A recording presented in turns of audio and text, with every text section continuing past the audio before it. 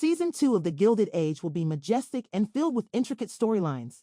In fact, the first episode of the new season will have a quick start that reveals the Russell family in shambles. Bertha will win the entire war, but seems to be losing her first battle. Let's see what the storylines of The Gilded Age Season 2 are. Episode 1 is titled You Don't Even Like Opera. This seems like a random title, but you should know that the first episode will open on Easter morning, with Bertha getting the bad news that her request for a box at the Academy of Music is actually rejected. There's a scene in the trailer with Bertha rushing down the stairs with a letter, which I'm assuming is the rejection letter. It's not difficult to imagine how angry she will be, but George will probably remind her that she doesn't even like opera, hence the episode's title. But as Bertha makes it clear, and as history buffs know, opera was where New York society presented itself.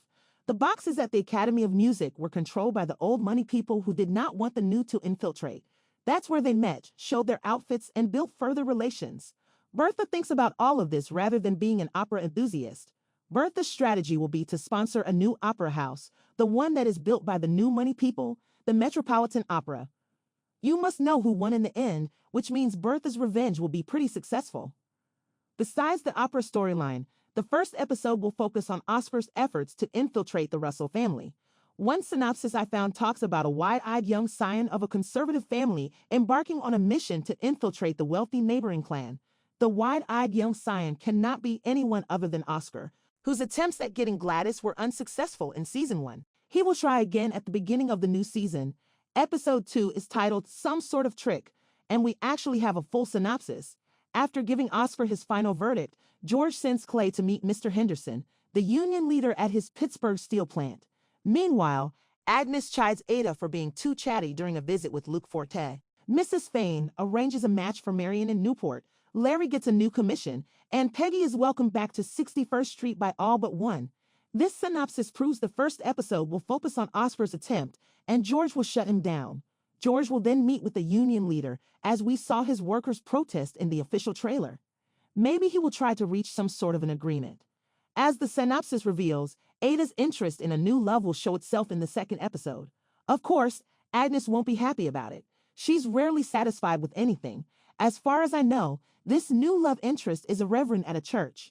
Agnes does not look like someone who would like religious men, but maybe she knows more about this man, or her instincts tell her he would be bad for Ada. The other storyline is about Mrs. Fane arranging a match for Marion. I'm guessing this is the guy Aunt Agnes could not stop talking about in the official trailer. Apparently, he is rich and handsome. As for Larry, his new commission as an architect will make him meet a woman, and let me say they will not be just working together, if you know what I mean. This further proves the Marion-Larry love plot is still miles away. The last storyline of episode 2 will be about Peggy. Apparently, she returns to 61st Street, but is not welcomed by one person. This must be the housekeeper who did not like Peggy in Season 1. I cannot think of anyone else. I wonder what happened with the child storyline and whether she comes to visit or to stay permanently. Moving on to episode 3, this is where the rivalry between the opera houses gets interesting.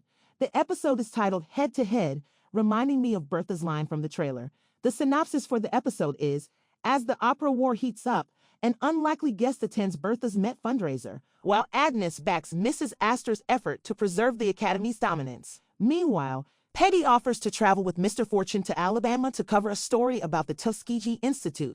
Ada organizes a special luncheon for Mr. Forte. George attempts to sway Henderson, and Watson considers an offer. This synopsis reveals a few storylines. 1. Bertha will have a fundraiser that an unlikely guest will attend. I wish for this to be Agnes, but why would she do that? This will be the Grand Duke visiting from Europe. Bertha will eye him for Gladys. 2. Agnes supports Mrs. Astor's quest to protect the Academy of Music. No surprises here. 3. Peggy will be closer to Mr. Fortune as the two go on a work trip together. 4. Things are moving fast with Ada and her new love interest. 5. George tries to convince the union leader to negotiate. I didn't think this protest storyline would last long, but it appears the workers will give George a hard time. And finally, Watson considers an offer. Will he work with the Russells? I cannot wait. Let me give you the remaining episode titles before finishing off the video. Episode 4 is titled His Grace the Duke. Episode 5, Close Enough to Touch. Episode 6, Warning Shots. Episode 7, Wonders Never Cease. And Episode 8, In Terms of Winning or Losing. Unfortunately, everywhere I go, I only see 8 episodes rather than 10. I hope this is not true, but it seems to be the case for now. That's it, everyone. I will be doing episode reviews once they come out. I hope to see you then, but until that time, please share your theories with me in the comments below. Don't forget to like and share this video. Subscribe to next season for more videos like this. See you soon.